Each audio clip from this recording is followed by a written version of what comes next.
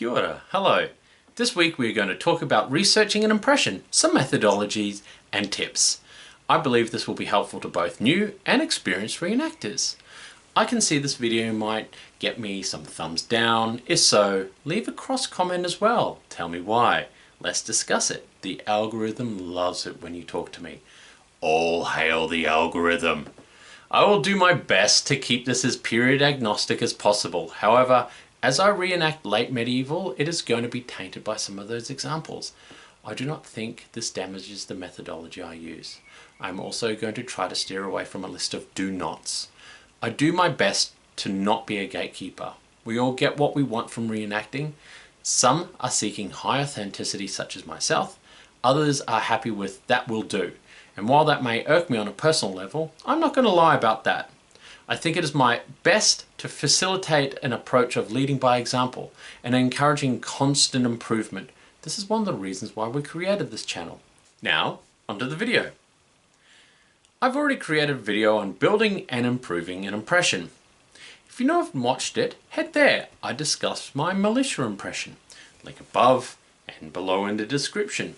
What we will discuss is the process of research. I would like to discuss the ideas I have of researching a whole impression and researching an item for an impression. So, on the back of our video last week discussing individual impressions, you've picked your impression. You're excited and you know you want to be a 1250s knight from Normandy. You have looked at Pinterest and read a book about knights. Let's say it's a good old Osprey book. We know the ones. You are good to go, but are you well researched? I'd say sure, if you want to look like a knight from Osprey and Pinterest. There's nothing wrong with that. But did you get it right? How do you know? You just started, so you hop on Facebook and on a forum on 13th century knights, and they all recreate the same look. Done. You are going to go get your mail and sword tomorrow. This is where many of the greybeards will shake and tut and mutter and say, do your own research. How, you ask? Where do I start? Never fear, let's do this together. First, I'm going to say, ditch Pinterest. It's trash for research. If you disagree, you are wrong and you can fight me. I only say this because while there are awesome people that link their original sources or date images with descriptions, mostly the images are unsourced and unattributed that link back to other unsourced and undated images. Unless you know what you are looking at, you have no idea of the provenance of items. Okay, that is the only do not I'm going to put in the video, I swear. Second, we need to discuss two concepts of what I mean and the context of this video and in the world at large. First is sourcing. So sourcing is who made the source or item, what did it come from, and where did it come from? What is the context of this item in the material culture of the time? How does it differ from our culture? Does the source differ from the contemporary sources? Sourcing does not stop at the dating and location of the piece. Provenance, the place of origin of the item. This can also be used for the record of ownership of art and antiquities to establish authenticity. Moving on. You have a basic understanding of what a knight should be wearing. If you have no other references, the Osprey can be a good starting guide, or maybe a picture of another person reenacting the same impression on Pinterest. Now, before people start angrily defaming me in the comments section, yelling, read a book, just hear me out. It is here we start our research. If you have no other frame of reference, you must start somewhere. In a perfect world, we would be starting with an effigy or a series of manuscript images. However, this is not a perfect world, right? So, we have our initial starting guide. From here, you start to pull apart the equipment and do what I call a sanity check. That mail the knight is wearing, what evidence do we have for it? Do we have period examples for mail like that? If not, what is the closest period example? How was it constructed? Has someone else reconstructed this item? Have they published their findings or research? Are there depictions of this items in art? Are there written examples detailing any examples of it? When I started reenacting, I was taught that to use any piece of equipment for an impression, I should have one extant example or 3 secondary examples, such as paintings or carvings depicting the item. I think this is a good rule of thumb, although this is never enough for me. I'd prefer 2 extant examples of an item, or if I could, 10, and combine these with any images I can find. This will give me an understanding of the context of how this item functions in the material culture of the world of that period.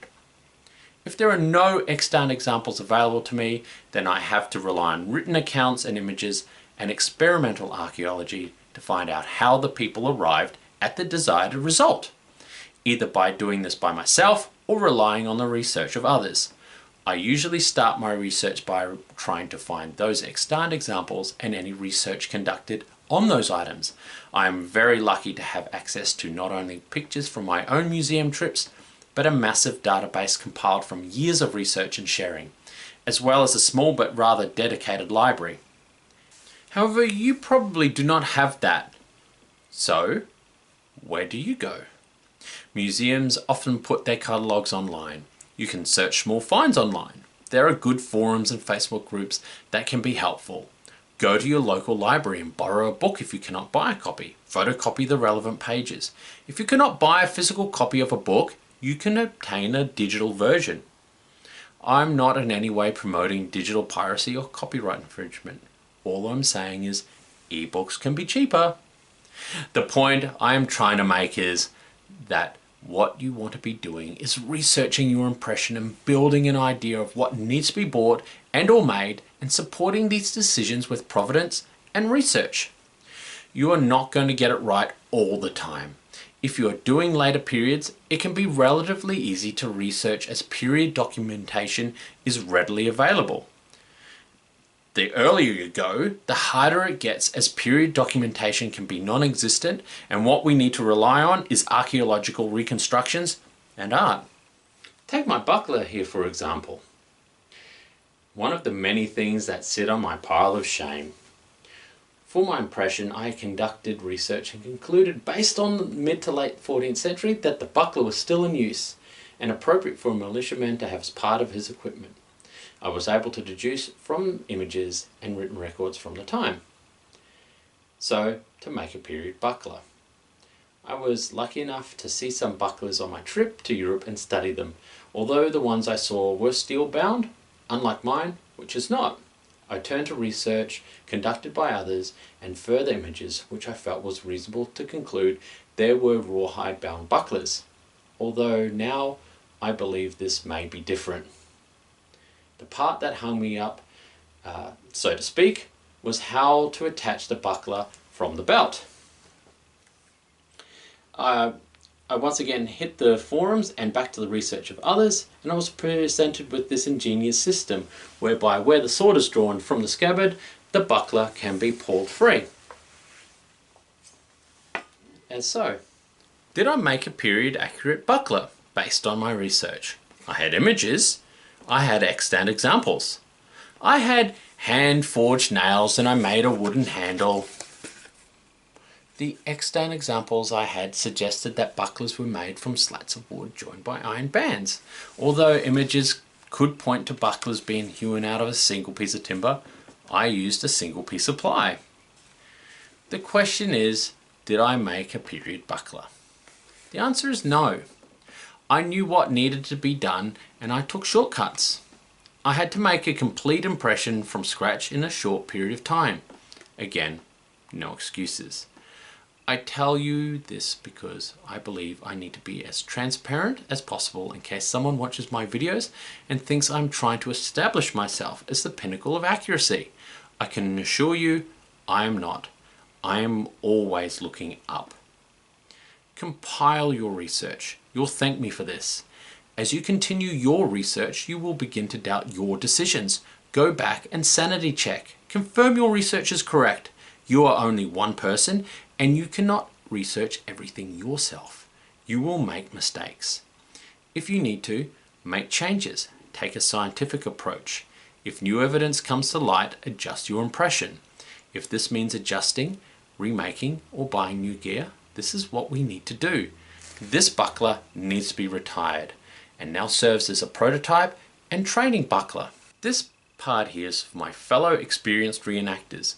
Newbies, stick around and pass this video on to your group greybeards if they have not watched it already. One of the most common things I hear from people new to the reenactment is, where do I start? The very process of getting the cool night picture they have in their head or the awesome pictures of the ladies in their gowns into the real world is so daunting. How do they know what is accurate or not? Especially when they are told not to trust other reenactors' impressions or research as it may be inaccurate. Who do they trust? What do they trust? As an educator, I find this proposal counterintuitive to the learning experience.